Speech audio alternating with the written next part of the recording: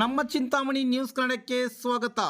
ಚಿಂತಾಮಣಿ ವಿಧಾನಸಭಾ ಕ್ಷೇತ್ರದಲ್ಲಿ ಲೋಕಸಭಾ ಚುನಾವಣೆಯಲ್ಲಿ 35,000 ಮತಗಳಿಂದ ಹಿಂದಕ್ಕೆ ಹೋಗಿದೆ ಕಾಂಗ್ರೆಸ್. ಸಂಸದ ಡಾಕ್ಟರ್ ಕೆ ಸುಧಾಕರ್. ಇದೊಂದು ಐತಿಹಾಸಿಕ ಘಟನೆ.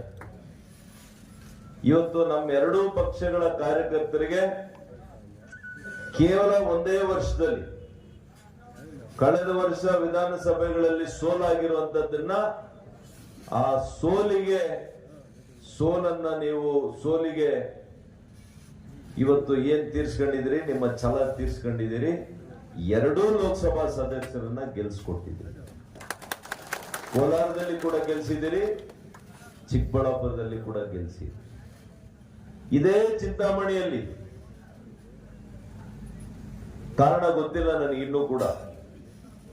ಕೃಷ್ಣಾರೆಡ್ಡಿ ಅವರು 10 ವರ್ಷಗಳಲ್ಲಿ ಬಹಳಷ್ಟು ಅಭಿವೃದ್ಧಿಯನ್ನ ಮಾಡಿದ್ರು. ಜನರ ಮಧ್ಯೆನೇ ಇರ್ತಾ ಇದ್ರು. ಆದ್ರೆ ಸುಮಾರು 25,000ಕ್ಕೂ ಹೆಚ್ಚು ಮತಗಳ ಅಂತರದಿಂದ ಸೋಲಾಯ್ತು. ಆದ್ರೆ 14 ತಿಂಗಳ ಒಳಗಡೆ ನಡೆದಂತ ಚುನಾವಣೆ ಮಲ್ಲೇಶ್ ಬಾಬು ಅವರಿಗೆ ಎಷ್ಟು ಹೆಚ್ಚು ಕೊಟ್ರಿ? 7,000.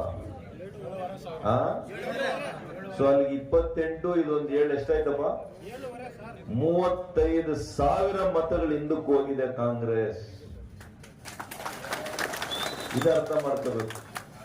ಇದನ್ನ ಗಂಭೀರವಾಗಿ ಅರ್ಥ ಮಾಡ್ಕೋಬೇಕು. ಪಾಪ ಸಚಿವರು ಮೇಲೇನೆ ತಾಲಾಡ್ತಾರೆ, ಮೇಲೆ ಆಕಾಶದಲ್ಲಿ, ಕೆಳಗಡೆ ಇಳದೇ ಇಲ್ಲ ಇನ್ನ ನೆಲದಲ್ಲಿ. ಬಹಳ ಜನ ಮಂತ್ರಿಗಳಾಗಿ ಹೋಗಿದ್ದಾರೆ. ನಾನು ಕೂಡ ನಿಮ್ಮ ಅಧಿಕಾರ ಏನಿದೆ ಇದ್ರ 10 ಪಟ್ಟು ಅಧಿಕಾರ ಶಕ್ತಿಯಿಂದ ನಾನು ಅಧಿಕಾರ ಮಾಡಿದ್ದೀನಿ. ಆದ್ರೆ ನೆಲದ ಮೇಲೆ ನಡೆದಿದ್ದೀನಿ, ನಿಮ್ ತರ ಆಕಾಶದಲ್ಲಿ ನಡೆದಿದ್ದೀನಿ. 35,000 ಜನ ನಿಮ್ಮ ವಿರುದ್ಧವಾಗಿ ಮತ ಕೊಟ್ಟಿದ್ದಾರೆ. ನಿಮಗೆ ಕೊಟ್ಟಂತವ್ರು ವಿಧಾನಸಭೆ ಚುನಾವಣೆಯಲ್ಲಿ ಯಾರು ನಿಮ್ಗೆ 35,000 ಹೆಚ್ಚಿಗೆ ಕೊಟ್ಟಿದ್ರಲ್ಲ, ಅಯ್ಯೋ ಇದು ತಪ್ಪಾಗೋಯ್ತಪ್ಪ ನಾನು ಕೊಟ್ಟಿದ್ದು ಅಂತ ಪಶ್ಚಾತ್ತಾಪ ಪಟ್ಟು ಇವತ್ತು ಮಲ್ಲೇಶ್ ಬಾಬು ಅವ್ರಿಗೆ ಹಾಕಿದ್ರು.